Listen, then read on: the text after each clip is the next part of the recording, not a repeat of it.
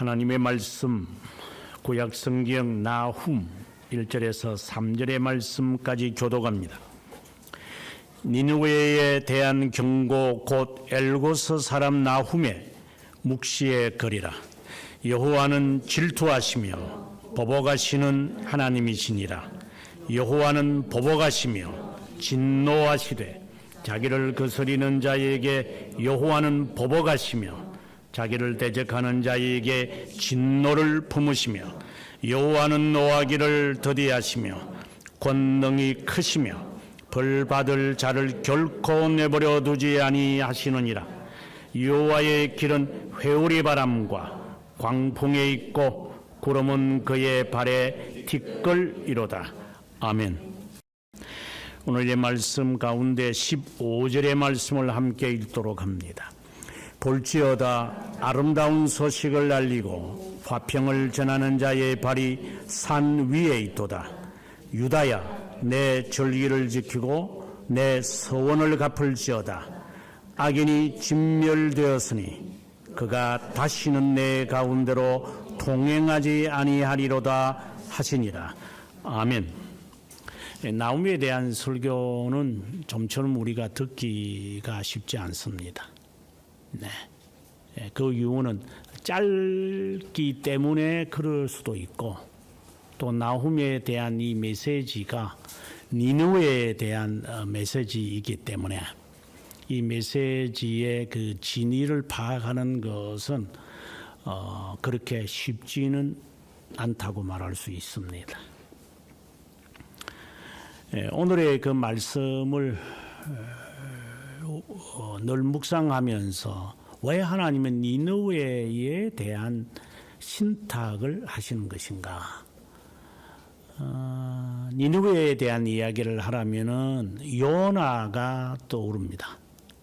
니느웨를 향한 하나님의 그 메시지를 받은 요나가 다시스로 향하여 가면서 겪는 그 내용을 통해서 마무리할 때 박능굴에 대한 이야기를 통해 니느웨의 그 이후가 어떻게 될까?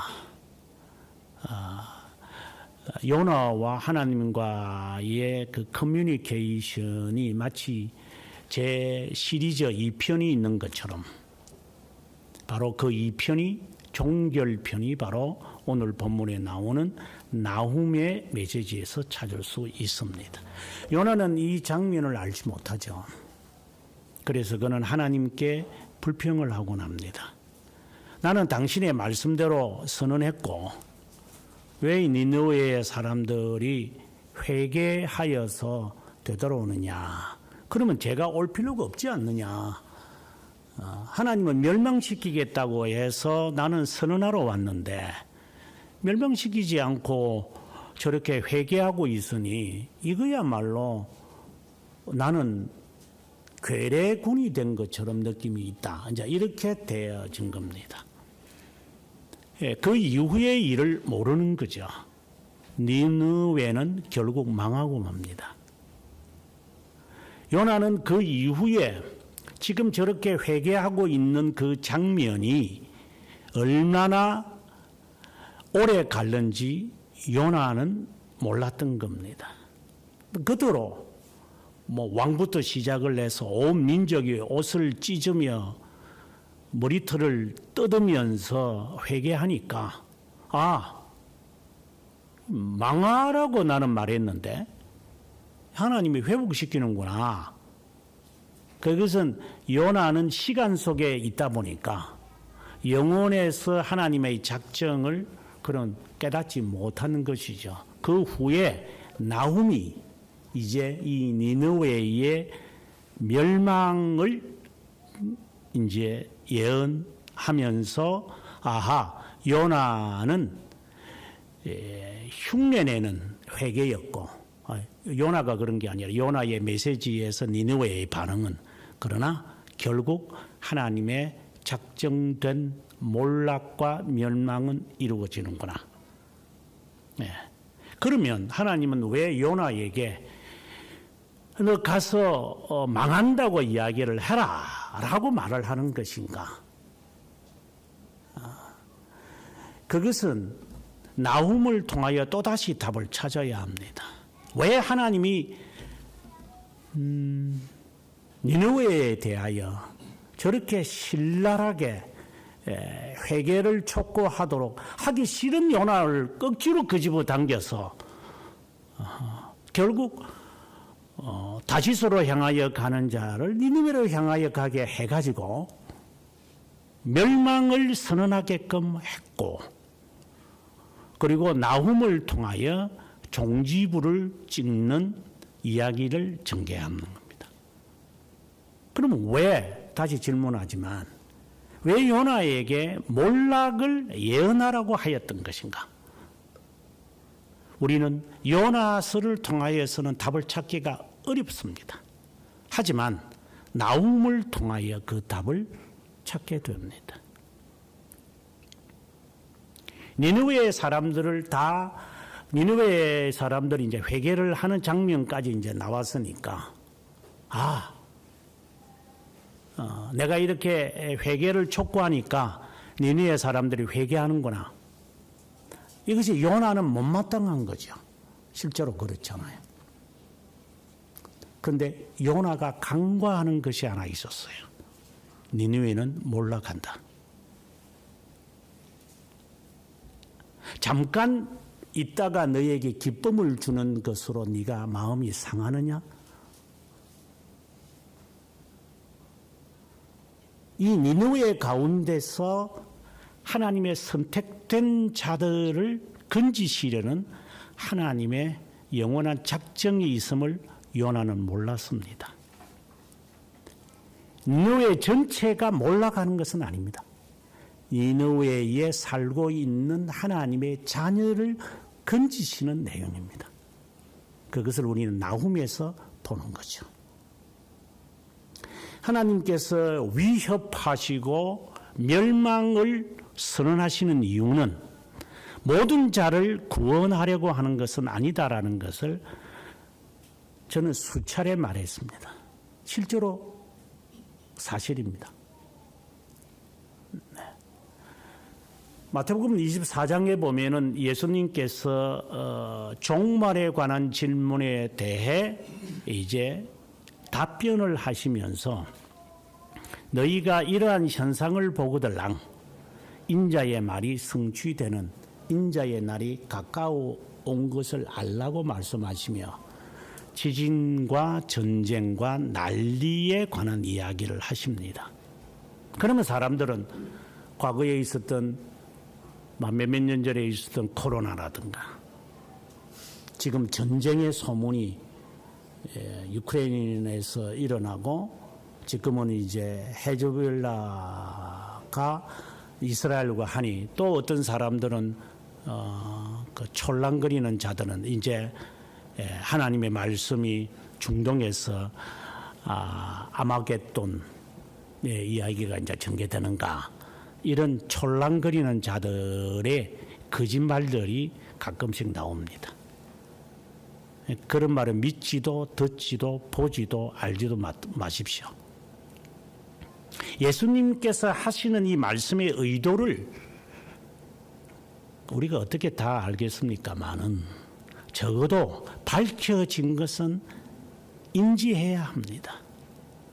주님께서 난리의 소문과 전쟁의 소문과 그리고 지진에 대한 이런 이제 여러 자연 현상을 말하는 것은 그것을 과거에도 지진이 있었고 과거에도 전쟁이 앞으로도 있을 겁니다.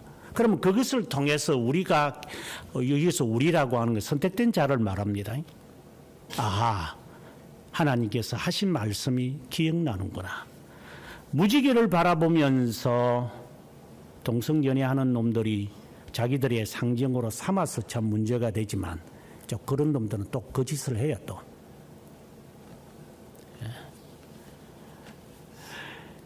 그 무지개를 바라보면서 하나님께서 이 세상을 언제든지 누구든지 죽일 수 있습니다.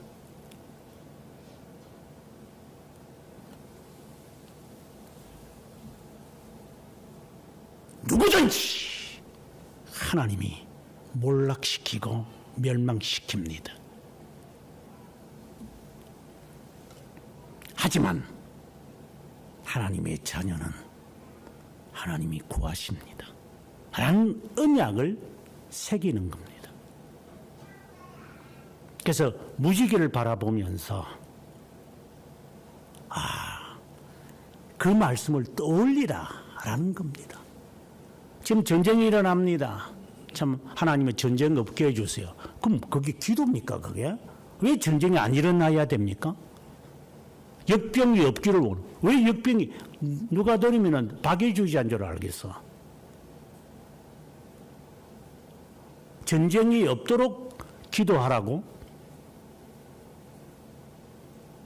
바티칸의 영감탱이가 그런 말을 가끔씩 하는데 이게 정신이 없는 놈이죠. 그럼 기도한다고 해서 없고 기도한다고 해서 안 일어나는 것도 아닌데 그럼 기도할 필요가 없는 거예요. 그거는요.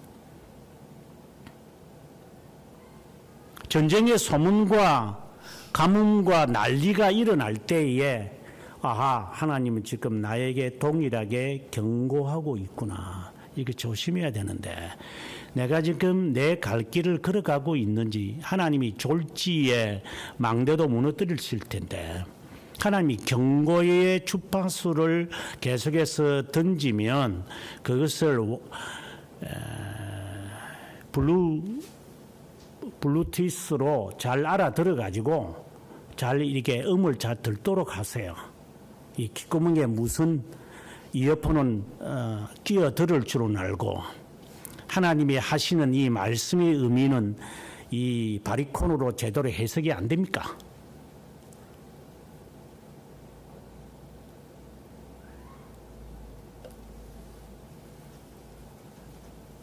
예수 그리스도의 종말에 대한 이야기는 이런 것은 항상 있다. 적 그리스도가 있다. 그리고 거짓 선지자들이 있다. 그 당연한 겁니다. 그 없어질 수 없습니다. 거짓 신자도 있고 거짓 교회도 있고 거짓 지도자도 있고 적 그리스도도 있습니다. 그는 어제도 그렇고 오늘도 그렇고 주님 오실 재림 때 심판 때까지도 갑니다. 그는 기도할 필요가 없습니다. 그걸 알고 네가 바른 신앙생활을 하는 것이 중요한 것이지 그거 다 없어져 버렸었어요. 하나님. 무슨 그것을 기도라고 하는 겁니까? 누가 들으면 진짜 마음이 아주 넓은 아량이 넓은 사람의 기도처럼 돼. 에레 망할 놈이 기도다.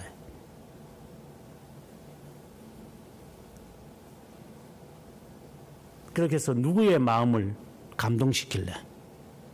그런 놈들이겠지. 유교상종이니까. 이거는 경고, 블루투스를 갖고 있는 그 사람, 네 스마트폰에 뜨면 그것을 클릭을 해서 그 음파를 네가 들어서 그걸 네가 재생하라고 하는 겁니다. 스마트폰에 나타나는 블루투스 아이콘은 해결할 줄 알면서 하나님의 말씀은 제대로 못 알아듣나? 이 귀머거리더라.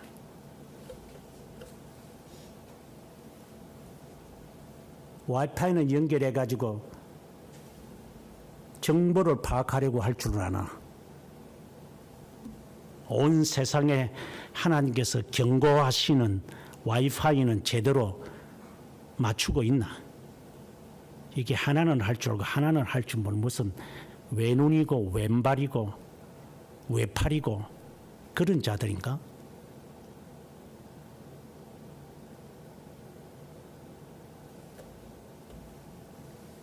그것을 위해 기도하십시오. 난리와 전쟁과 역병이 돌고 나면 그때 기도하십시오. 하나님, 제가 어떤 경고를 받아야 합니까? 촐랑거리면서 해결해 달라고 하나님께 작정 기도하지 말고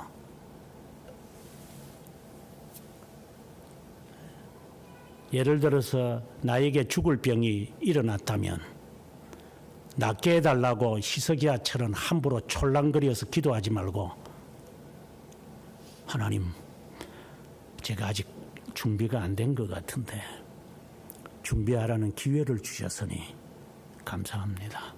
저 이제 하나씩 정리하겠습니다. 이런 기도를 드리라 이 말입니다. 낫게 해달라고 이 산 저 산으로 돌아다니지 말라고. 그래서 주님이 이곳저곳 쏘돌아다니지 말고 집구석에 가만히 있으라 라고 주님이 하신 거예요.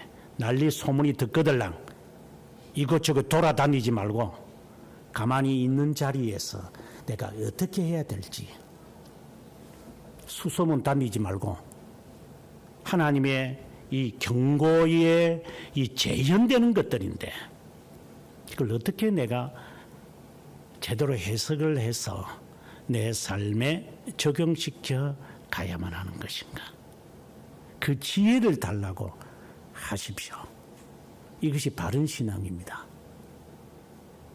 니느웨로 다시 돌아와서 요나의 말씀을까지 보기에는 몰락합니다. 그러나 하나님은 그의 마치 요나를 이용한 것처럼 보입니다. 뻘쭘하게 만든 거죠. 너가 망한다!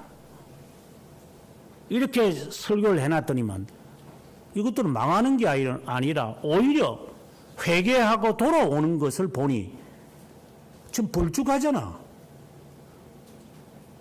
예를 들어서 제가 여러분들한테 너 그래 살면 너 망한다 이렇게 이야기를 했는데 잘 살아가. 그럼 저는 기분이 어떻겠어요? 뻘쭘하잖아요. 내가 잘못 말한 건가? 그 다음에 어떻게 될지 나는 모르니까. 요나가 그렇게 뻘쭘한 가운데 있는 거죠. 이제 나움을 통하여 니느웨의 종말을 우리는 보는 겁니다. 망할 자는 망한다.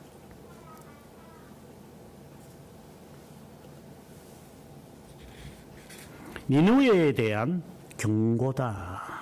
북이스라엘이 망하고 남유다가 위기가 있는 그 사이에 지금 오늘의 이 말씀을 받는 사람입니다. 오늘 이 말씀에서 우리가 주의 깊게 봐야 할 부분들은 여호와라고 하는 이름이 너무나도 반복을 많이 합니다. 그것은 바로 하나님은 언약의 하나님인 것을 우리들에게 암시가 아니고 바로 드러내는 거죠. 그래서 이 나훔의 이 말씀은 언약 백성에게 주어지는 경고다. 겉으로는 니느웨에 대한 경고지만 실제는 그 니느웨 안에 살고 있는 나에 대한 경고다. 이 말입니다. 난리의 소문을 듣거들랑 전쟁의 소문을 듣거들랑 호들갑 떨라는 것이 아니라 하나님의 말씀을 기억해라. 그리고 조심해라. 라고 하는 하나님의 경고입니다. 이 경고를 지금 나훔은 우리들에게 동일하게 말하는 겁니다. 언약의 백성에게 말하는 겁니다. 너는 귀담아 들어라.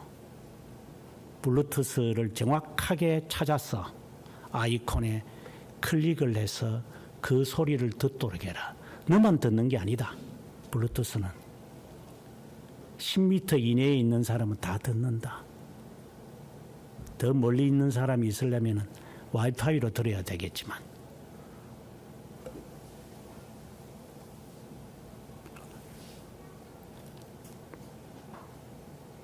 여호와에 대한 이야기를 두 가지 측면을 말합니다.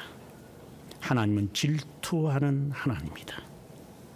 3절에 하나님은 노하기를 더디하는 하나님이다. 이것에 따라서 7절에서 하나님은 선하시다. 이렇게 말합니다. 하나님의 두 가지라기보다는 양면성을 지금 말합니다. 하나는 하나님은 질투하는 하나님, 또 하나는 하나님은 선하신 하나님.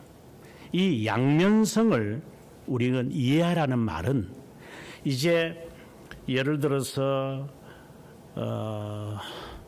이제 청소년 정도 되면은 이제 부모에 대해서 판가름을 합니다. 우리 아빠는 말이야, 집에만 들어오면 소리만 지르고 있다. 그런 측면이 있습니다. 그러면 너가 보지 못하는 아빠의 측면은 없냐? 꼭 보는 거는 그거밖에 못 봐요. 이해가 됩니까? 하나님의 어떠한 측면에 대하여 말할 때 인간은 결국은 양측면을 가지고 말해야 된다 이 말입니다. 그것이 언약의 백성이 바라봐야 할 내용입니다. 하나님은 사랑이라고만 보느냐? 하나님은 보복하신다. 이렇게 말하는 겁니다. 그러면 어떤 사람은 금세 이렇게 말합니다. 아, 그러면 보복은 불신자에게 임하고 신자에게는 하나님의 사랑하시. 그래서 너는 답답한 거다. 보복과 그 다음에 선하심, 인자를 베푸시는 거죠. 이것은 모두 하나님의 자녀를 향한 거다. 우리가 이런 이제 착각을 할 때가 있죠. 10가지 재앙을 해서 잘 드러나는데 처음부터 시작을 해서 5번째가 6번째까지는 이스라엘 백성도 다 그 재앙을 받아요. 그러다가 7째, 8번째, 9번째부터는 이스라엘 백성들에게 나타나지 않아요. 왜 우리가 재앙을 피합니까? 우리가 받아야죠. 받을 것은 받고 피할 것은 피하는 것이지. 우리한테는 어떤 불행도 안 일어나고 잘 돼야 되고, 그건 번영신학자들이, 오선절 계통에 있는 자들이 우리를 오염시킨 것들이잖아요. 다른 말로 하면 기복신앙들이잖아요. 그래서 한국이 망하고 있는 거고. 하나님의 그 선하심과 하나님의 보복하시는 것은 언약의 백성들에게 다 향하고 있는 겁니다. 우리는 이 두 측면, 이 양면성을 우리는 찾아내야 돼요. 한쪽으로만 치우치면 안 된다라고 하는 겁니다. 하나님이 니느웨가 멸망한다라고 하는 이 말은 지금 당장 모면하는 것처럼 이렇게 세이빙 페이스처럼 하나님 앞에 주여 우리가 망하게 되었습니다. 우리가 금식합니다. 하나님이 도와주세요. 그렇게 촐랑거리는 자들을만 바라보고 너 실망하지 마라. 정말 그 가운데서 옷을 찢지 않고 심정을 찢는 자들이 있다. 그 자들을 향한 겁니다. 하나님은 그들에게 지금 하는 말입니다. 네. 지금 하나님의 말씀을 따라서 이 거짓으로 회개하고 있겠지. 망한다니까. 하지만 진실하게 회개하는 자를 구원하시려는 그 가운데서 그 말을 듣고 그전에는 못 깨달으니까 이 일을 통해서 깨닫는 너를 위한 겁니다. 나를 위한 겁니다. 누구를 위해서 낫기를 위해서 기도합니까? 너의 나음을 위해서 기도하라 이 말입니다.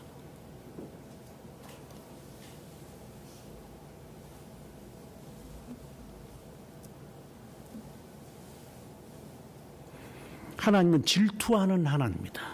이건 십계명에 나오는 말씀입니다. 그래서 질투한다라고 하는 이 말을 이제 우리가 이해하게 될 때에 남정네가 자기의 아내가 다른 남자하고 이렇게 지내는 걸 보면은 어떤 마음이 드느냐를 떠올리면 됩니다. 만약 여러분들 가운데서 그런 일이 발생했을 때를 이렇게 한번 가정을 해보면 됩니다. 내 엄마가 다른 남자하고 간통하고 있다. 그런데 집에 와서는 아주 요염하게 옷을 차려서 그래 나 너 사랑해 라고 할 때 그 아이가 갖는 그 복수심은 어떨 것 같아요? 손 치워라. 그 더러운 손으로, 그 더러운 입으로, 이 남자 저 남자하고 입 맞춘 그거 입 가지고 내 뺨에 대고 있어. 우린 당장 그럴 겁니다. 하나님의 자녀에게 지금 두고 하시는 말씀입니다. 너는 하나님의 자녀로서 간통은 안 하느냐? 간음은 안 하느냐? 세속인들과 다를 바 없는 삶을 살지는 않느냐? 하나님이 우리의 아버지시고 교회의 머리고 남편이라고 말하면서 너는 어떤 짓거리를 하고 있느냐? 이 말입니다. 이 표현에서 하나님은 여호와는 질투하는 하나님이다. 이렇게 말하게 되는 겁니다. 그러면 질투하는 자는 두 가지를 나타내겠죠. 하나는 보복이고 화를 낼 겁니다.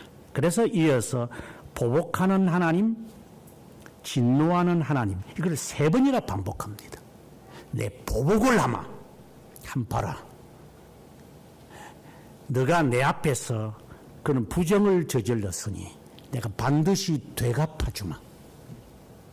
그 다음에 또 하나는 화를 내는 겁니다. 그 더러운 입술로 내 뺨에다가 키스하지 마라.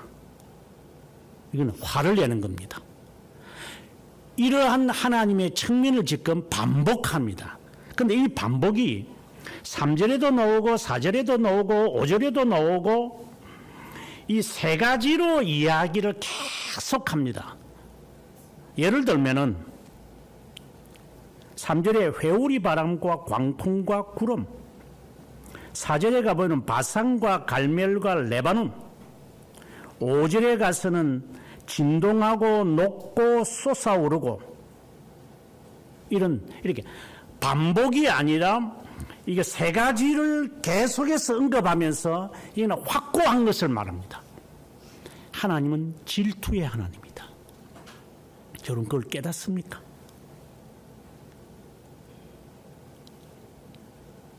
만약에 내가 통관을 했다 합시다.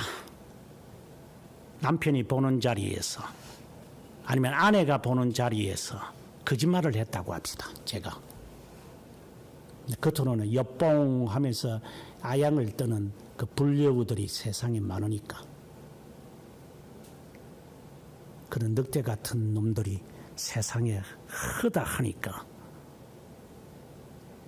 진짜 회개하는 자인지 거짓 회개하는 자를 분별하는 법을 제가 알려드릴게요. 내가 간통을 저질렀다 합시다. 또 그 장면을 내가 봤다고 합시다. 그러면 나는 보복을 다짐해. 두고 봐라. 너에 대한 내가 보응을 내가 하마. 이건 보응해야 돼. 보응합니다, 우리는.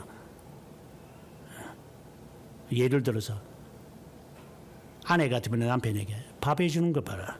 이제 이런 식으로. 네가 먹든지 처먹든지 네가 알아서 해. 처먹어. 아니면 그 해주는 그 옆에 있는 데 가가지고 달라든가. 우리는 그렇게 쉽게 말할 수도 있습니다. 그건 보복이죠. 그리고 진노도 내는 거죠. 폭언을 쓴다거나 그리고 말을 통해서 인토네이션을 달리해서 그에게 자신의 감정을 드러냅니다. 자, 그러면 내가 이제 간통을 저지른 놈이에요. 내가. 그러면 저 상대방은 지금 보복하고 나에게 화를 내요. 그러면 우리가 지금 그렇다고 봐야만 합니다. 우리가 영적 간음을 한 자들입니다. 세상과 짝하면서 요래조래 원숭이처럼 이렇게 잘 살아가는 놈들입니다. 우리 모두가. 년이라고는 말은 안 하겠습니다. 똑같은 거니까. 자기의 경험과 자기의 재간을 가지고 살아가는 자들입니다. 우리 모두는. 여기는 예외가 없을 겁니다. 그런데 이것이 영적 간음이구나. 질투하는 하나님 앞에서 내가 이렇게 간통을 저질렀구나. 이런 것을 내가 느꼈다고 여기 참 잘못했구나. 라고 우리가 가정을 한다면 어떤 행동이 나올 것 같아요? 여뽕 이렇게 합니까? 그럼 그게 사실입니까? 그게 여뽕하는 게? 엄마하고 발장 끼는 게 그게 사실입니까? 그걸 믿을 수 있습니까? 아직 안 당해봐서 모르겠습니까? 그럼 여러분 자신을 보세요. 당신들은 죄에 대해서 깨달음이 있고 난 다음에 하나님 앞에 촐랑거리게 나와가지고 용서해 주세요 하고 눈물 뚝뚝뚝뚝 흘리면서 뭐 눈물도 안 나는 게 엉뚱한 생각을 해가지고 눈물 흘리는 놈들이 많지만 그렇게 눈물 쭉쭉쭉 흘리면 하나님이 용서해 준다고 하는 그런 행동을 합니까? 그래서 그런 행동을 하는 자를 보면은 아 저게 회개했구나 라고 생각이 듭니까? 너처럼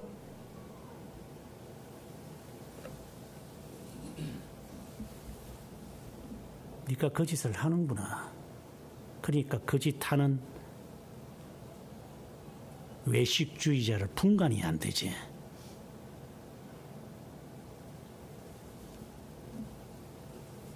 그러면 진정으로 내가 질투하는 하나님에게 내가 정말 잘못했다.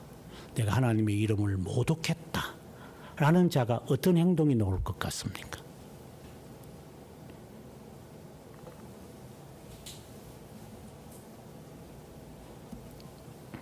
마지막 15절에서 아주 간략하게 요약합니다. 볼지어다. 아름다운 소식을 알리고 화평을 전하는 자의 발이 산 위에 있도다. 이거는 예수 그리스도를 말합니다. 유다야, 이건 하나님의 택한 백성을 말합니다. 너 절기를 지키고 너 서원을 갚을지어다. 악인이 전멸되었으니 그가 다시는 내 가운데 통행하지 아니하리로다. 한마디로 순종입니다. 천천히 수양의 기름을 하나님이 원하지 아니하시고 순종을 원하신다.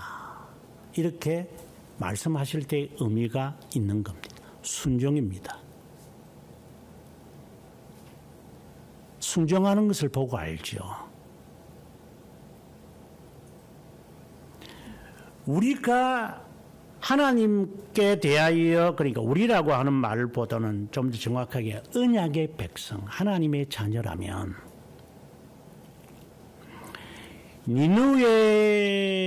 니느웨처럼 이제 거짓 회개하는 자들, 나도 그 가운데 한 명이니까 그래 일을 당해야지 내가 회개하고 뭐 잘못된 소식 들으면 슬퍼하고 나도 그런 식으로 살아가니까 우리가 이게 정말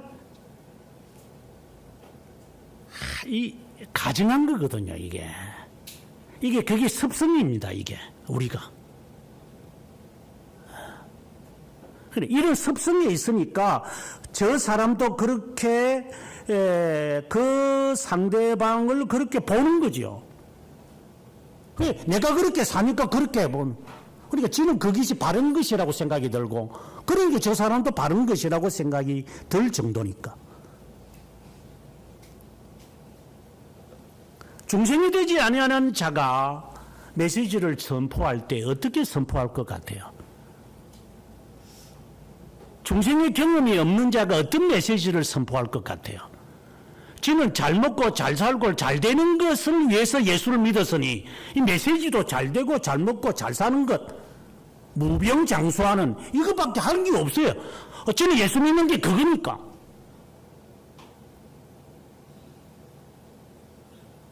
예수 믿는 이유가 그거거든. 잘 되고 잘 먹고 잘 사는 것. 그러니 메시지도 그거밖에 안 돼. 너희가 나를 찾는 것은 먹고 배부른 것 때문이 아니냐? 왜 나를 찾느냐? 너희가. 우리가 예수 믿는 게 그런 겁니까? 그래서 그런 메시지가 좋은 겁니까? 그래서 회개하라고 하면 듣기 싫은 겁니까?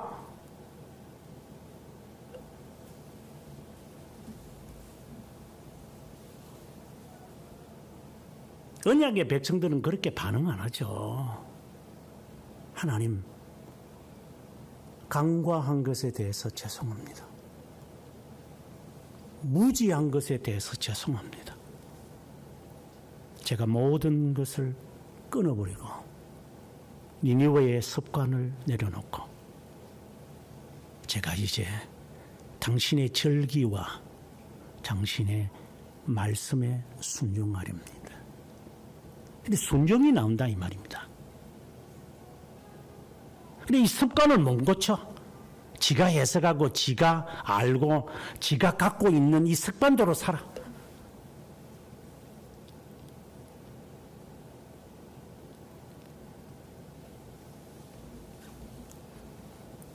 하나님은 질투하는 하나님. 이것에 따라 하나님은 보복합니다.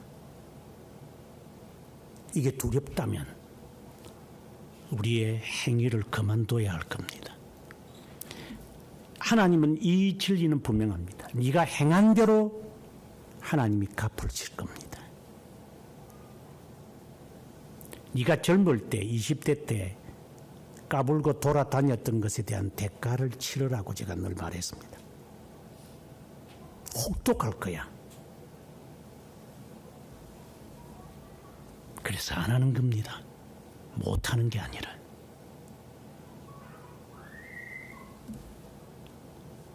하나님은 보복하는 하나님이시기 때문에 불신자에게 나타나는 게 아니라 너에게 나타날 것이기 때문에 객기 부리지 말라고 제가 경고합니다. 믿으면 다 용서받는, 하나님이 용서하시는 거지 네가 용서받는다고 용서되는 거야?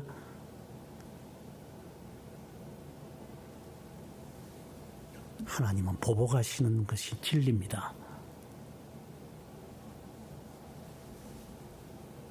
그러나 동시에 생각해야 됩니다. 3절에 하나님은 대적하는 자에게 진노를 품는다고 하는 아주 무서운 측면이 있습니다. 동시에 하나님은 노하기를 더디하고 권능이 크시다. 그러니까 절대 벌을 내리지 않고 지나가지는 않는다. 자비하신 하나님이라고 말을 하시면서 또다시 내가 반드시 내가 보복하마 이렇게 나오는 겁니다. 뭐 어릴 때는 뭐 그렇게 해도 괜찮아. 누가 그따위 소리 하든 누가 그따위 소리를 하든 네 애미가 네 애비가 성경에서 뭐라고 하든 하나님은 반드시 보복하십니다. 한번 당해보세요. 결혼하기 전에 할 짓 못할 짓 다 했다면 결혼하고 난 다음에 네 자식이 너한테 보복할 거야. 한번 당해봐. 그렇지 않으면 조심하든가 지금부터. 젊을 때 꿈을 이루기 위해서 그렇게 설쳤대요. 주의를 지 마음대로 지냈대요. 오늘 뭐 때문에 교회 못 온다는 딸내미한테 그랬습니다. 이 설교를 듣고 있는지 모르겠지만 네가 나중에 하나님에게 어떤 벌을 받을 준비는 돼 있냐. 쥐새끼처럼 이거 빠지고 저거 빼지고 이거 엑스큐즈 저거 엑스큐즈 하다가 나중에 네가 얼마나 네가 당할래. 이거는 경고다.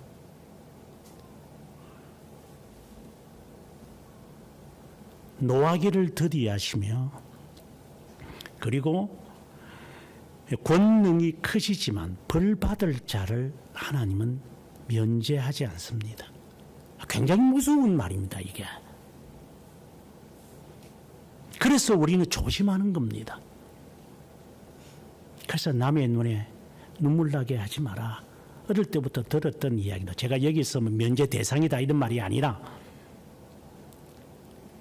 늘 들었던 이야기입니다. 다른 사람한테 눈물 나게 하지 마라. 그러면 네 눈에서 피눈물이 나온다. 사람은 그렇게 사는 거다. 속아서 슬프고 괴로워서 슬프고 억울해서 슬프고 삶을 되돌아봐 슬프면서 사는 거지 시다거리는 게 아니다. 인생은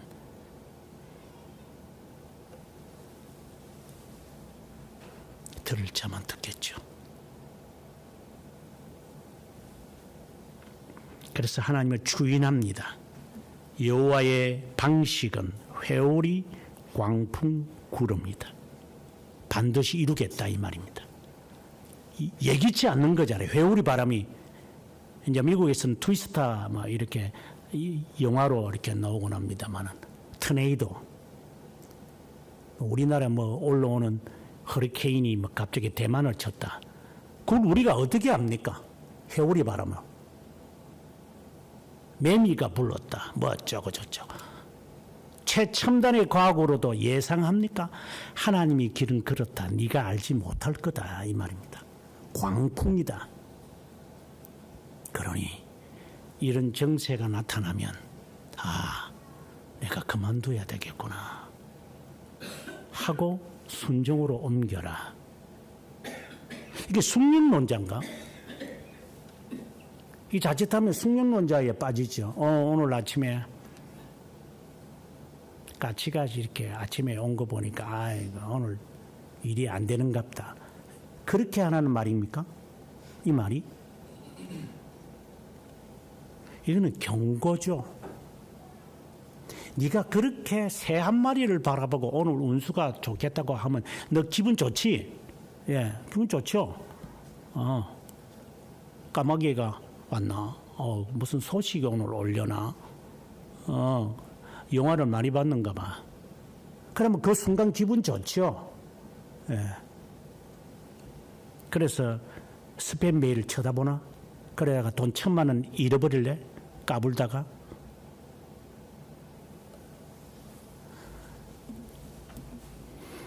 이거는 숙명론을 지금 바라는 것처럼 보이지만 예정론은 인간이 볼 때는 숙명론이에요.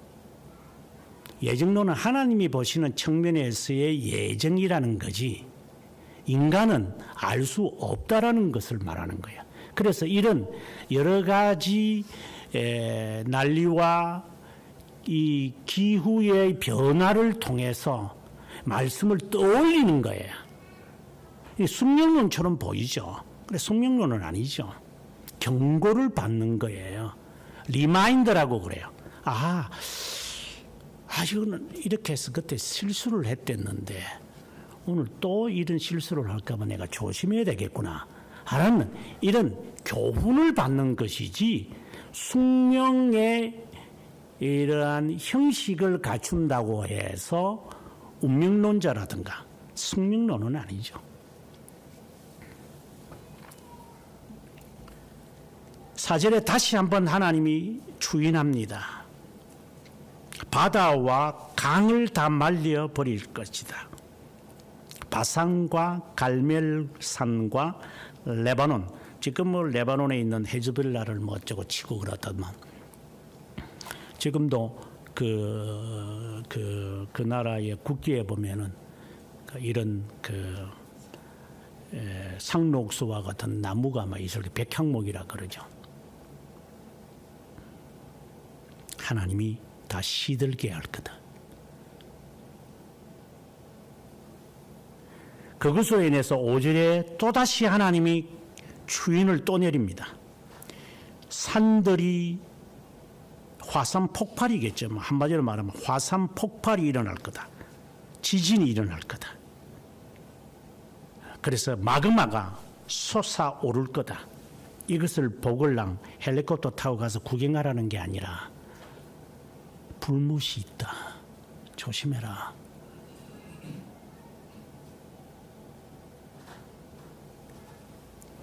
육 절에 계속해서 하나님의 질투하시는 하나님에 대한 이야기를 합니다. 그분의 분노 누가 쓰겠고 진노에 누가 쓰고 불처럼 쏟아지는데 바위가 다 깨진다. 그러니까 하나님이 보복하시겠다는데 네가 그걸 막으려고 할 수 있을 것 같으냐? 하나님이 저 하나님의 자녀이기 때문에 저에게 안 와야지요. 너도 코로나 걸린다. 네 몸뚱아리 네 스스로 하지 않으면 그거하고 신하고 아무 상관없어. 뭐 우리가 뭐 신앙이 좋아서 뭐 집을 싸게 삽니까? 신앙이 좋아서 우리가 직장이 잘 되는 겁니까? 신앙이 좋아가지고 내가 기도 많이 하니까 하나님께서 내 자녀를 훌륭하게 만듭니까? 어디다가 그런 거짓말 같은 사기꾼들의 하는 속삭임에 빠집니까?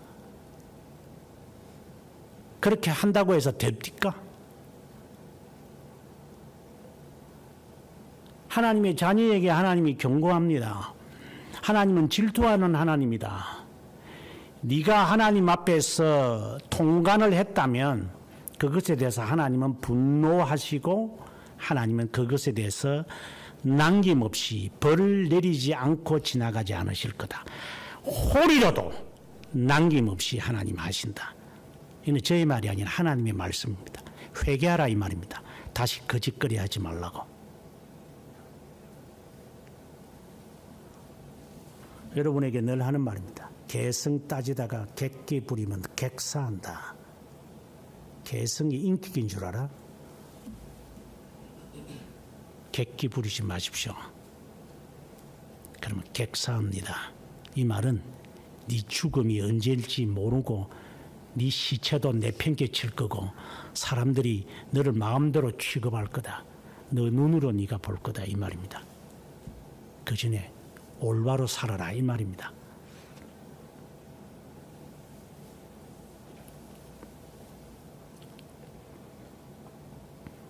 무섭습니다.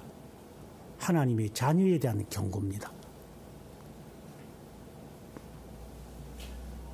그래서 A라고 하는 단어를 쓰면 안 됩니다. A가, B가, C가. 그러나 또 다른 측면의 하나님의 모습을 말합니다. 바로 하나님은 선하시다라고 합니다. 오늘의 제목을 보면 구속자와 심판자입니다. 너무나도 들은 이야기지만 하이델베르그가 특별히 우리들에게 그 말을 많이 하죠.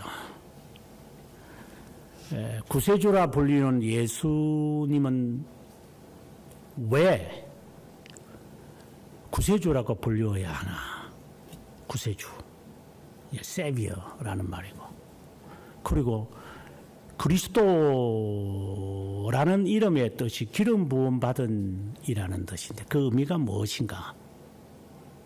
라고 이야기를 하면서 구속자라는 의미를 밝히고 있는 겁니다.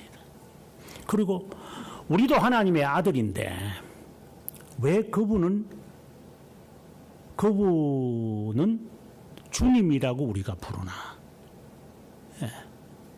이제 그런 말들이 이제 하이델베르크에서 아주 중요하게 또박또박 이렇게 질문을 던지는 겁니다. 자, 하나님께서 우리들에게 보복하는 분 맞습니다. 그는 진리입니다. 오늘의 말씀이 이제 6절까지 계속해서 반복하는 건 이건 틀림없는 진리입니다. 그래서 제가 여러분들에게 신랄하게 말한 겁니다. 조심하라고. 반드시 하나님은 벌 내릴 거라고. 그래, 벌 받을 때 괴로워하지 말고 그냥 받으라고 제가 늘 말합니다.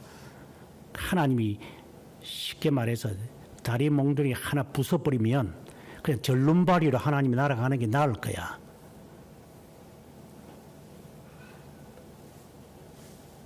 눈 하나 잃어버렸다고 실명됐다고 호들갑 뜨지 말고 눈은 그냥 안 보이는 대로 평생 살아 그냥. 그게 하나님의 자녀의 삶이다. 이거 우리 인정하며 삽니다. 그 다음에 두 번째 모습입니다. 환난날의 산성이시라 자기에게 피하는 자에게 피난처가 되신다. 이게 하나님의 선하심에 대한 이야기입니다. 이는 하나님의 자녀에 대한 또 다른 측면입니다. 난리와 난리 소문이 날 때 너도 잘못한 것이 있으니 너 보복당해야 돼. 왜? 같이 더불어 살았으니까. 담배 피우는 놈 앞에서 같이 담배를 피웠으니까 네가 술을 마셔라. 근데 분위기에서 뭐 이랬든 저랬든 간에 뭐 앞면이든 뭐 사람이든 뒷면이든 간에 어쨌든 그 분위기에 맞춰 네가 살았잖아. 그러니 너도 당해야지.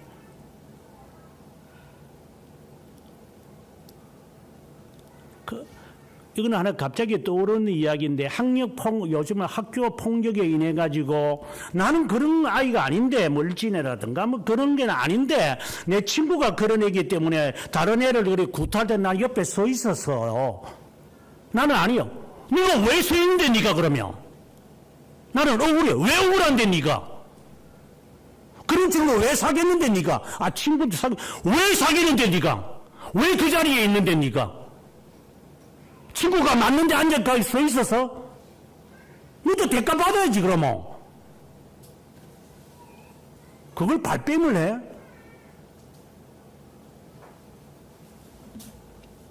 법은 그거 허용 안 하죠. 구타한 놈이 더 중한 죄를 받지만 너는 가벼운 죄라도 너는 받아야 되잖아. 왜? 제가 받겠습니다. 이게 사실 아니에요? 제가 친구가 구타당하는데 나 구타하는 놈 친구인데 그대로 있었어요. 미안합니다. 거기에 대한 벌을 제가 받겠습니다. 그럼 받아. 그러나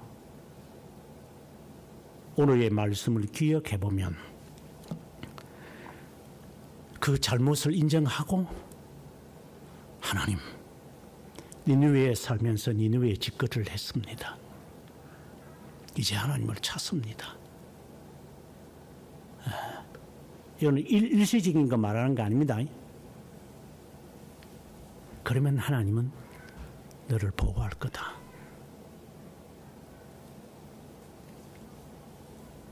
이 두 가지 측면이죠. 하나님은 보호하시는 하나님, 하나님은 사랑의 하나님.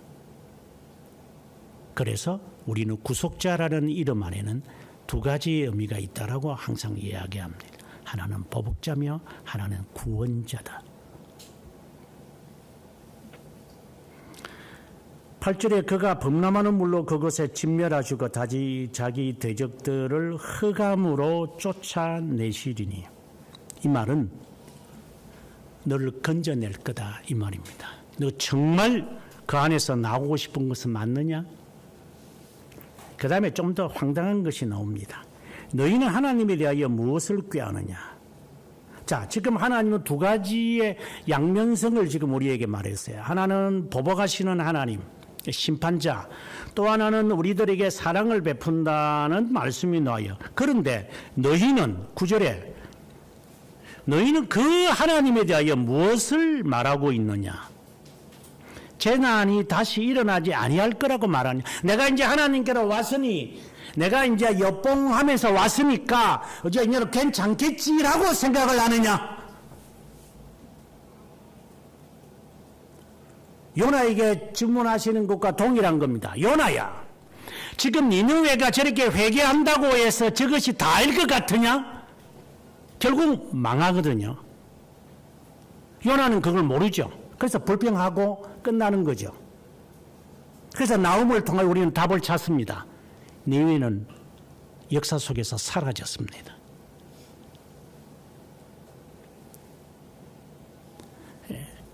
하나님께 회개하는 척했다. 하나님께 대하여 뭔가를 이렇게 장기를 부리는 거야. 또 다른 게 표현하면 하나님은 내 편이다. 내가 이제 하나님 편에 왔으니 하나님이 나를 도와주겠지. 내가 뭐 세상하고 단절하고 이제 하나님의 백성으로 살려고 하니까 하나님이 나에게 복 주시옵소서. 그렇게 장꾀를 부리느냐? 누구를 속이려고 그래? 잔나비 같은 것들이.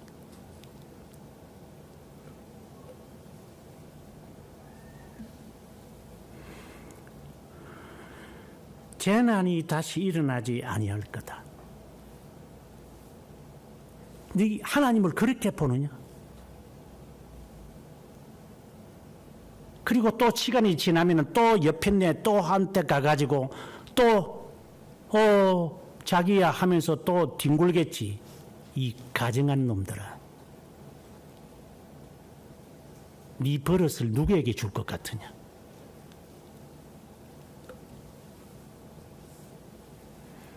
가시덤불같이 엉그러져 있고 술을 마신 것 같이 취한 그들은 거짓말하는 자들, 마른 지푸라기 같이 모두 탈 것이오늘.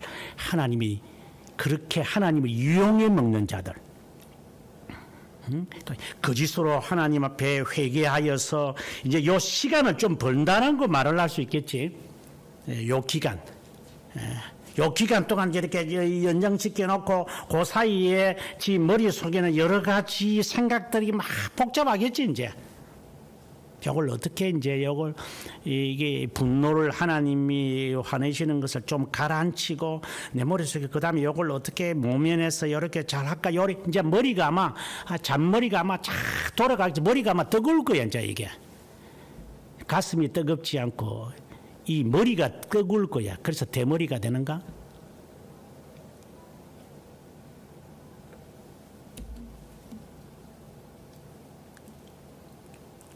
하나님이 말합니다. 마른 지푸라기 같이 다 태워버릴 거다. 하나님을 속이지 말라 이 말입니다. 사울 왕처럼 아우 제가 죄송합니다.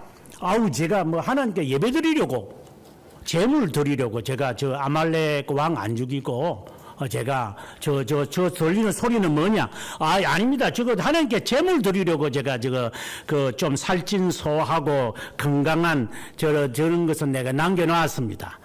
다 사무엘이 바로 지적하지요.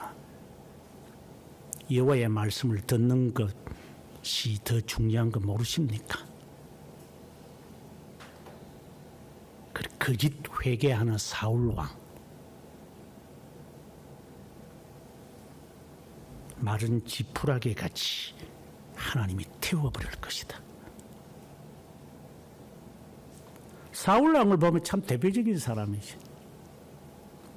다윗에게 다윗아 내가 너무 잘못했다. 그래놓고 또 다윗을 죽이려고 이는 변덕쟁이. 진짜 사울 왕에게 다 속아놓으면 오죽했으면 그 자식인 요나단이 그 말했겠어요. 이런 변덕쟁이. 아버지를 못 믿어 이제. 너 살아야 한다. 네가 왕이 돼야 된다.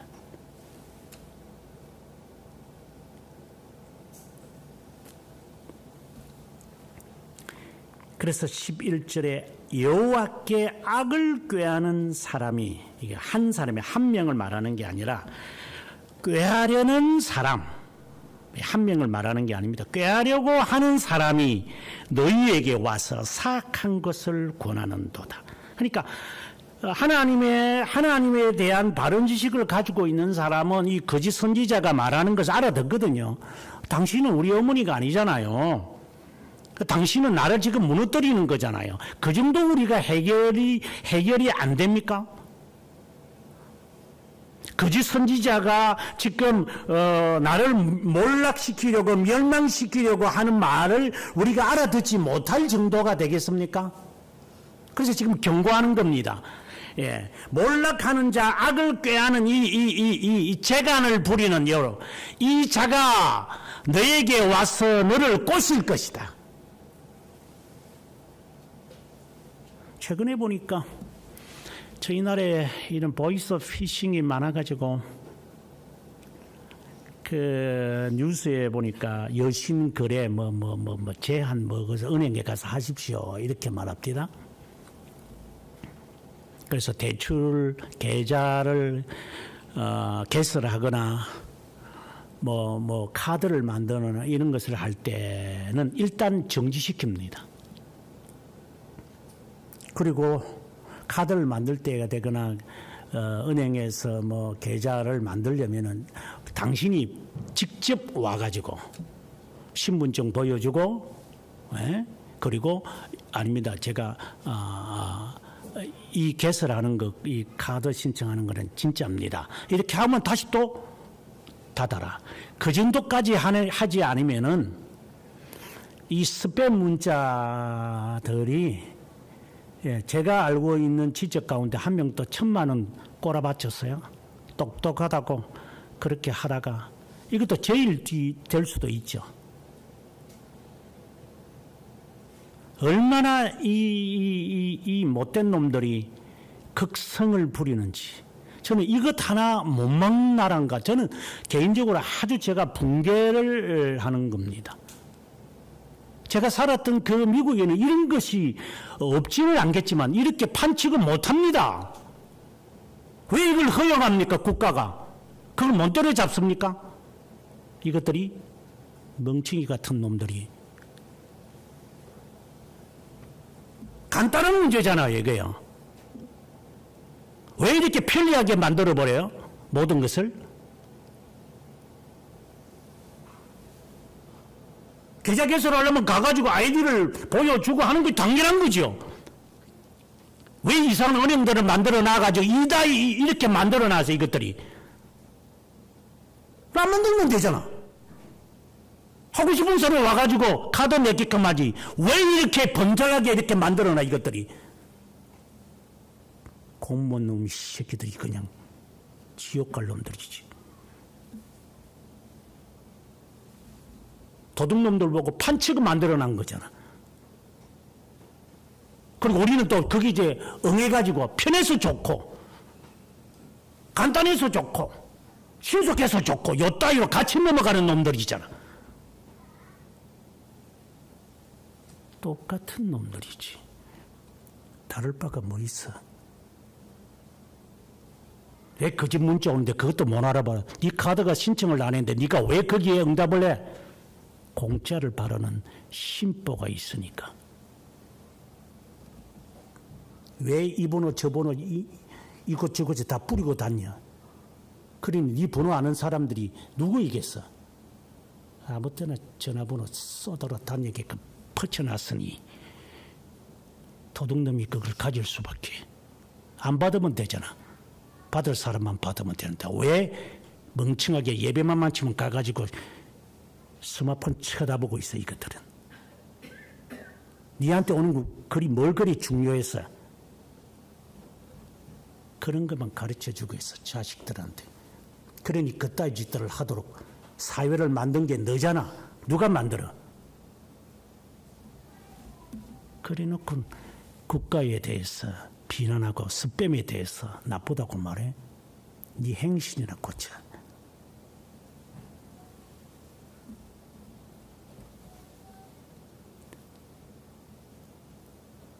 함부로 스마트폰 만지작거리지 말라는 말입니다.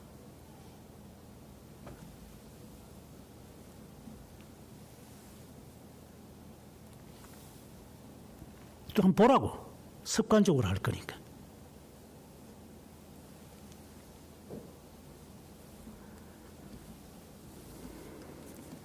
계속해서 경고하십니다. 여호와께서 이같이 말씀하시되 언약의 하나님입니다. 너희들이 아무리 강하고 많을지라도 반드시 멸절하리라. 없어지리라. 전에는 너희가 너를 괴롭혔으나, 여기서 괴롭히는 자가 하나님의 자녀를 괴롭혔으나 다시는 너를 괴롭히지 못하게 하리라. 이제 너에게 지은 그의 멍에를 내가 깨뜨릴 것이다. 이는 죄의 습성을 말합니다. 구원을 말하죠. 구원자. 이제 너는 죄에서부터 탈출했다. 애굽에서부터 나왔다. 다시는 본받지 마라. 이전 것이 지나갔으니 보라 새 것이 되었다. 보지도 만지지도 말고 하지도 마라.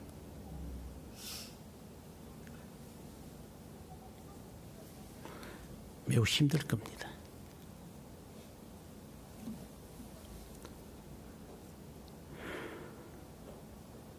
(14절에) 나 여호와가 너에 대하여 명령한다. 내 이름이 다시는 전파되지 않을 것이고 너 신들의 곁에 새긴 우상과 부은 우상을 멸절하며 너의 무덤을 준비하리라. 너가 쓸모없는 자. 여기서 말하는 너는 11절에 악을 꾀하는 자를 두고 합니다. 네 다시는 못하게. 왜? 멍에를 끊어버렸으니까. 근데 누가 일을 합니까? 내가 뭐 하겠다 이래가지고 뭐 기도하면 됩니까? 뭐 기도한다고 되는 겁니까? 그렇게 쉽습니까? 결의해가지고 결심하면은 결정된 겁니까? 자, 여러분들에게 늘 하는 말이 고집 피우지 마라. 고집이 자칫하면은 다른 사람들이 볼 때는 더럽게 볼 거다. 결의를 했으면 결심을 하고, 이는 의지지요. 그러면 결정을 한 후에는 되돌아보지 마라. 항상 결의밖에 안 해. 결의. 이걸 해야 되겠다. 하고 싶다. 해야만 해. 결심을 하지 못해. 이건 심적인 거죠. 의지를 말하는 겁니다. 의지는 바로 행동으로 옮기는 겁니다. 안 돌아보는 겁니다. 내가 다시는 너를 보지 않으리라. 왜? 하나님께서 그들의 너에게 씌운 이런 멍에를 내가 깨버렸기 때문에. 그러니까 너는 니느웨에서 나와서 살아야만 한다. 니느웨에 살지 말라 이 말입니다. 너는 니느웨 백성이 아니야. 제가 니느웨인데요. 너는 니느웨 백성 아니야.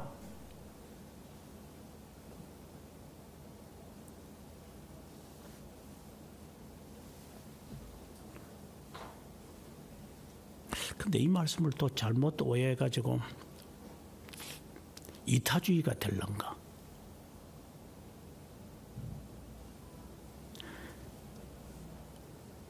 볼지어다 아름다운 소식을 알리고 화평하는 자의 발이 산 위에 있다. 바로 이분이 하실 거다 이 말입니다. 너가 기도한다고 해서 멍에가 끊어지고 하는 게 아니라 악을 꾀하는 자와 상대적인 구속자 하나님이 아름다운 소식을 알리려고 화평하는 자의 발이 산 위에 서 있다. 산이 왜 그래요? 위에 보면은 그 4절과 5절에 보면은 산들이 대한 모든 것들이 다 무너집니다. 그 위에 서서 유다야, 선택된 자를 말합니다. 유다야, 너는 이제 해야 할 일이 있다. 순종해라. 이 말입니다. 우린 여기서 나움이 자세하게 말하지는 않지만 물론 이제 2장 3장에 가보면 좀 더 이제 부가적인 설명이 이제 나와요 실제로. 여러분 나중에 2장 3장을 읽으면은 지금 제가 하는 말을 여러분들이 이해가 될 거예요. 오늘의 말씀 그냥 선언이고 실제로 구체적으로 니느웨 사람들이 어떻게 살았는지 자세하게 말해요. 근데 또 쉽게 말하면 이 니느웨의 저 세속성을 말하는데 안 믿는 자의 그 성격이 있어요. 이 성격이라는 게 있어요. 우리에게 다 있는 거죠. 나에게도 있고 여러분들에게도 있어요.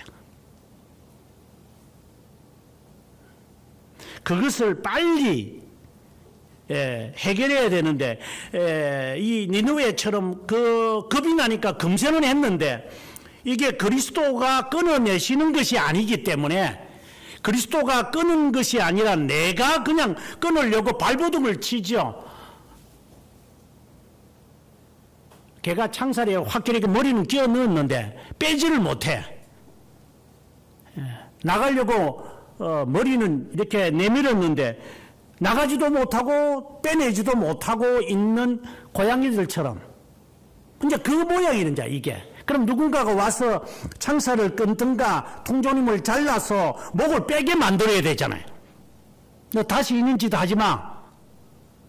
아무데나 그냥 머리를 쳐 밀어가지고 나가려고 하지 마.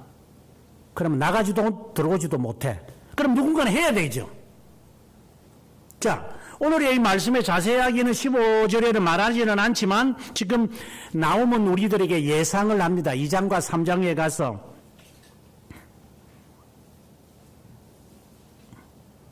앞서는 말할 때 하나님은 보복하신다 그랬어요.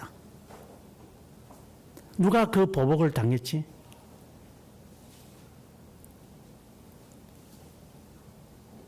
지금 우리가 앞서 제가 말한 대로 우리가 행한 모든 것 홀이라도 남김없이 다 우리는 보복당할 거예요. 끔찍하지 않습니까? 10년 동안 해진 짓거리도 아니고 20년 동안 한 짓거리도 아닌데 그거 어떻게 다 담을 겁니까?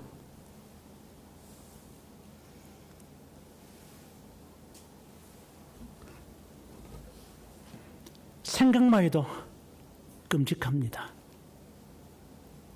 제가 누군가 이 말을 했는데 네가 지금 몸이 안 좋다고 저렇게 이 핑계 저 핑계 대면서 사는데 네 앞으로 살 날이 70년 80년이다.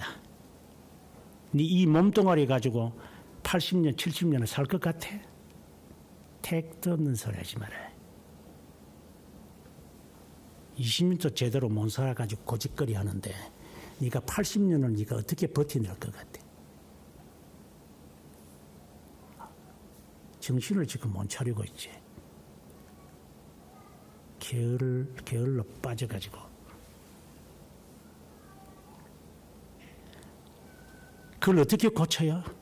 가만히 놔두면 됩니까? 물바적이 덮어 씌워서라도 깨워가지고 무질게 만들어야지. 그래 놔둔다고 지가 스스로 할 것 같습니까? 그렇게 사람을 그렇게 보십니까? 그렇게 되리라고 보십니까, 사람이?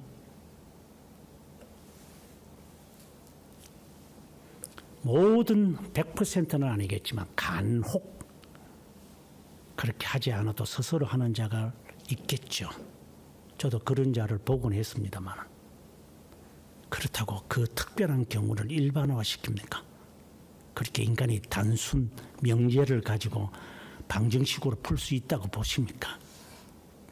지 자식은 그렇다고 이야기를 해. 한번 네가 속아봐라.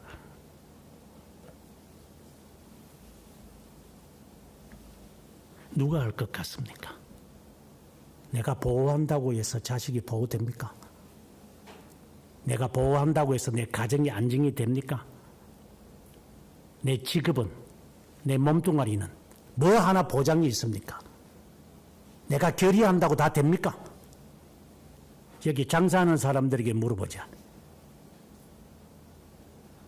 별일을 남기겠다 그러고 오늘 내일 일이 잘 풀릴 거라 해가지고 되던 거 봤는가?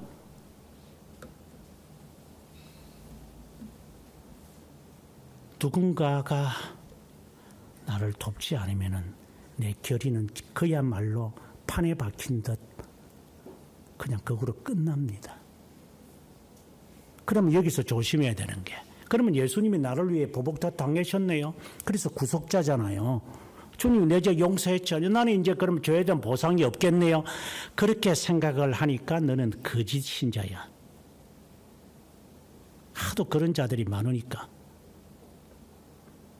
정말 주님이 나를 위하여 보복 당하셨다고 하는 것을 믿느냐? 그 사실이냐? 그 진실하게 고백하는 게 맞냐? 가정을 해봅시다. 주님이 나를 위해 죽었다는 고백이 사실이라면 주님께서 나에 대해서 내려져야 할 보복을 다 받으셔서 십자가상에서 다 해결하셨다면 그럼 너는 어떻게 할래?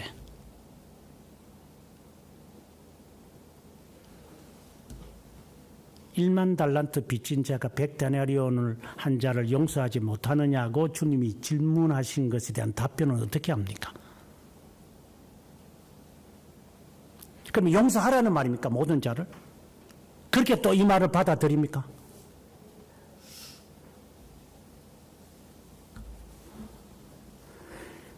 주님이 나를 위하여 구속의 사역으로 질고와 고난을 당하셨다는 의미가 뭐라고 보십니까? 너는 이제 편하게 살아라. 내 삶에 있어서 진정으로 내가 보복을 받아야 할 자고 하나님께 보응을 받아야 할 자라고 내가 정말 여긴다면 종으로라도 제가 살겠습니다 하고 탕자처럼 돌아와서 아들이라는 신분을 저는 인정 안 합니다. 그냥 종으로 살겠습니다. 종으로 받아들이십시오. 그렇다고 아버지가 종으로 받지는 않죠.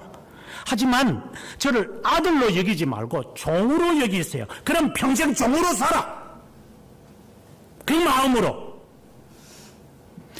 그리스도가 나를 위하여 보복을 받았고 나를 대신하여 십자가상에서 죽으셨다는 것이 사실이라면 너는 평생 의의 종으로 살아. 순종하라는 말입니다. 그것이 끔찍할 정도로 보복이 정오스럽다면 하지 마라 이 말입니다. 겉으로 뭐 70번씩 7번 용서하면 된다는데 이제 490 하나 모자라서 490번이니까 됐겠네요. 그 따위로 살라는 게 아니고 용서라는 말 자체를 하지 마. 내가 용서해줘. 근데 하나님께 용서받았으니까 너 용서해준다. 언젠가 이런 말을 한 적이 있어요. 어느 놈이 지한테 우리 교회가 갈라질 때 하는 말이 목사님은 신학자로서 누구든지 용서해야 한다는데 용서를 하실 수 있습니까? 용서하십니까? 판에 박힌 이야기를 저한테 판에 박힌 이야기를 해요. 제 마음으로는 네가 누구를 대상하는지 알고나 지금 말하는 거야? 내가 너와 같은 잡배인 줄 알아?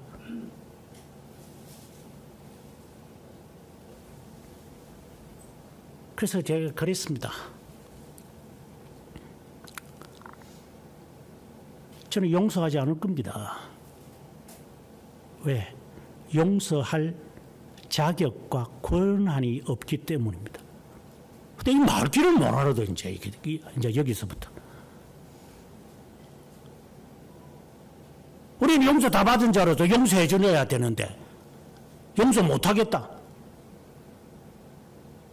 그 다음 말은 아무 필요가 없어. 그 다음 말은. 당신들이 그런 자들입니까? 용서할 자격이 있습니까? 당신은? 뭘 용서받아서 용서합니까? 그래서 용서했다고 이제 사람들에게 이야기할 겁니까? 나는 용서해줬어. 근데 저 사람이 용서를 안 하는 거야. 요 따위로 하려고 지금 작정을 한 거지.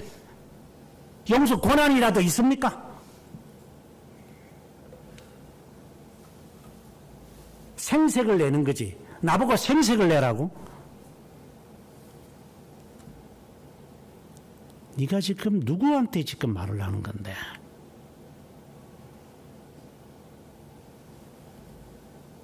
내가 잡배들처럼 보여?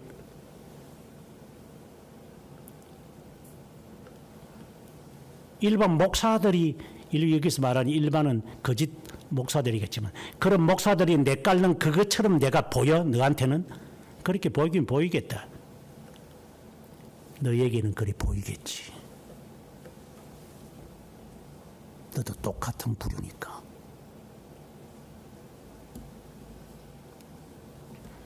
나는 용서하지 않을 겁니다.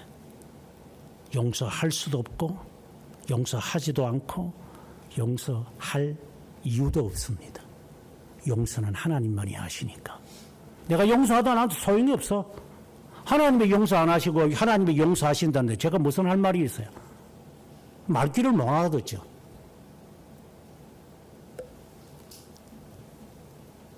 오늘 오전에 공부하면서 여러분들이 했던 말입니다. 개념이 안 잡혀. 뭐 개념 없음이라는 책도 있다마는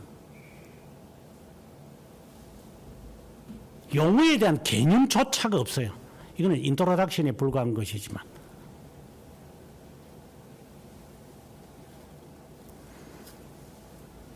누가 나의 되돌아옴을 하게 하며 하나님의 말씀을 따라 살게 합니까? 그분이 나를 위하여서 죄 용서를 위하여 십자가상에 죽으셨다. 그것을 누구든지 입술로 다 말합니다. 그러면 그것이 사실이라면 방금 말한 대로 나도 용서합니다. 그래서 그렇게 또 깔짝거려야 됩니까? 용서는 하나님이 하시는 거다. 너는 너의 할 일을 해라. 절기를 지키며 서원을 갚으라.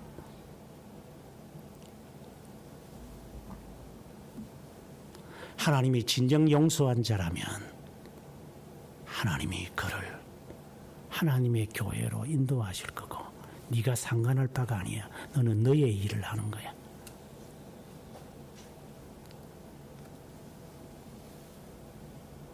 그가 다시는 너 가운데 통행하지 않도록 할 것이다. 이 말은 악을 꾀하는 11절에 나오는 이 말입니다. 그런 자가 너를 다시 이용을 해가지고 너를 이용을 해서 다시 니느웨의 삶을 돌아가도록 하지 않게 할 것이다. 내가 진정 그렇다면 이 말이 해당되는 거죠. 내가 발을 뺀 사람이 아니고 내가 그리스도에게로 돌아온 자가 아니라면 이 말씀이 아무 의미가 없어요, 실제로.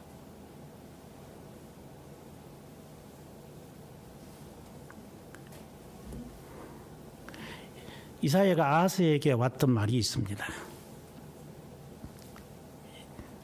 아하스에게 와서 지금 아람 왕 르신과 북이스라엘의 베가라고 하는 사람이 예루살렘을 공격하기 위해서 왔습니다.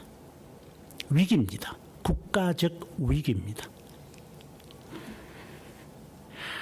정말 힘든 순간을 아하스, 히스기야의 아버지입니다. 북이스라엘을 망하게 했던 아수르, 무서운 나라입니다. 근데 북이스라엘이 이제 망하고 나니까 그들의 이런 부와 신하가 될 수밖에 없습니다. 그러니 아직 망한 것은 아니지만 그들과 결탁을 해가지고 뭐 당연하게 했겠지. 뭐 우리만 삼킬 겁니까? 저 유다도 저거 없애야 됩니다. 하고 조금 살아남으려고 이게 베가가 이제 수작을 부립니다.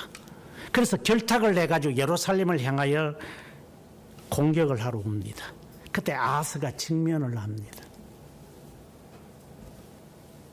그때 이사야가 찾아갑니다. 아하스에게. 두렵습니까? 그래요. 두렵습니다. 하나님께 기도하십시오. 다른 말로 하나님께 징조를 구하십시오. 아하스는 그럽니다. 안 합니다. 겸손을 가정하는 겁니다. 하나님께 구하지 않고 하나님을 시험하지 않겠습니다. 진짜 그냥 소름이 끼치는 말입니다. 그때 히스기야가 이런 말을 합니다. 당신이 영원히 하나님께 제함을 당할 겁니다.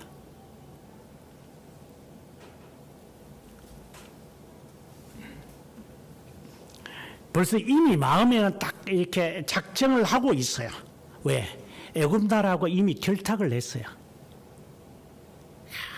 했기 때문에 오면 뭐 애굽이 쳐들어와가지고 뭐 이집트 쳐들어와서 막아준다고 합니다. 근데 내가 하나님께 기도하겠습니까? 겉으로는 겸손을 말하는 거죠. 그러면서 아하스에게 이사야가 이 말을 합니다. 당신이 큰 실수를 했습니다. 하나님께 징조를 구하라는 것은 지금 앞으로 오실 임마누엘 예수 그리스도를 말합니다. 그 하나님을 바라보라는 겁니다. 이게 이게 이사야 7장을 읽어도 잘 이해 안 될 때가 있어요. 왜 르신과 베가가 결탁을 해가지고 내려온다고 보십니까?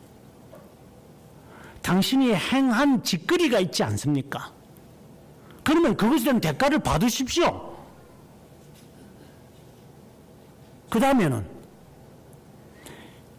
몰락시키지는 않으실 겁니다. 잘못했으니까 대가는 받아야지 그러면. 그래서 예루살렘 근처에 있는 이 성들이 다 빼앗기고 그 백성들이 그 죽고 여러 빼앗긴 이 몰수 이런 여러 어려움을 약탈 이런 것을 당하겠지. 당신이 한 겁니다. 그거는. 하지만 유다를 몰락시키지는 않으실 겁니다. 당신 실수하셨습니다. 하나님은 구속자 하나님이시기에 보복하시나 인간처럼 그렇게 단순하지 않으십니다. 이 말은 당신이 뭘 믿고 있는지 끊으십시오. 당신은 마음속에 음모를 꾸미고 있지 않습니까? 그래서 하나님의 이름을 핑계 대지 않습니까? 내가 하나님을 시험하지 않을 거다. 이사야는 그래서 당신은 망할 겁니다. 오늘의 말씀과 적절한 내용입니다. 니느웨처럼 하나님을 능글능글하게 속이지 마십시오. 그럴듯하게 눈속임도 하지 마십시오.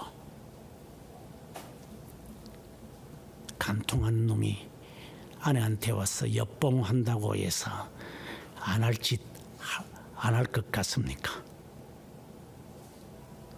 속지 마십시오.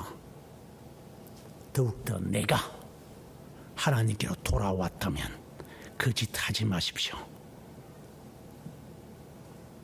정말 하나님이 나를 위하여 보복의 대상이 된 공의로운 심판을 받으셨다면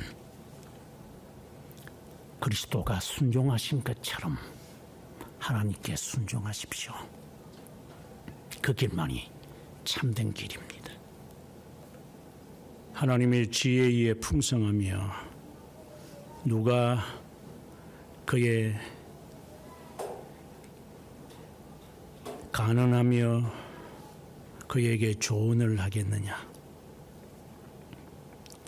누가 하나님의 행하신 그 일을 간섭하며 그것을 굽게 할 수 있겠느냐? 자비로우신 하나님, 우리의 삶을 통하여 되돌아보거나 앞으로 우리의 모습을 가정해 볼 때도 너무나도 지그재그로 걸어가면서 바른 길을 걷는다 하면서 스티어링을 놓은 채로 자율 주행에 맡기며 살아가는 자가 될까 두려울 때가 많습니다. 똑바로 눈을 떠서 오는 차와 가는 차, 부딪힐 자, 역주행하는 자를 살피면서 늘 가야 하는 것이지, 하나님의 나라 가는 것이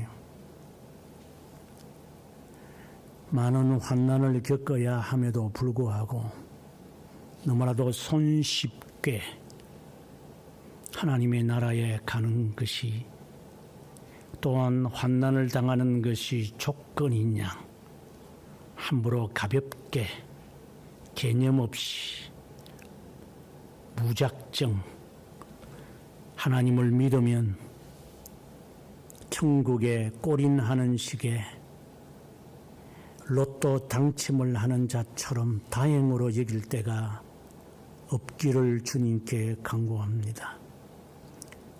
구원을 항상 두렵고 떨림으로 이루어 가라고 하신 말씀의 의미가 무엇인지 항상 깨달으면서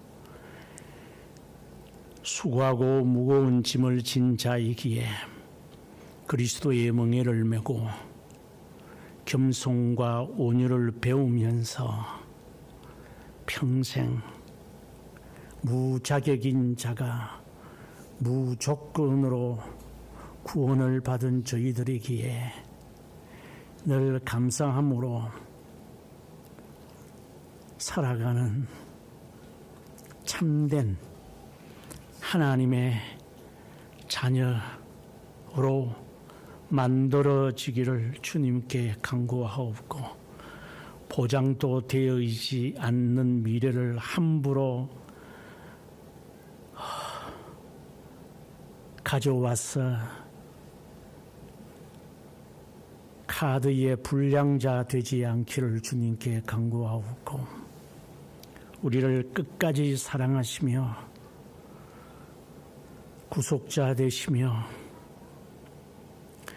그리고 보복자 되시는 하나님, 그리스도 예수 그리스도의 이름으로 감사하며 기도드립니다. 아멘.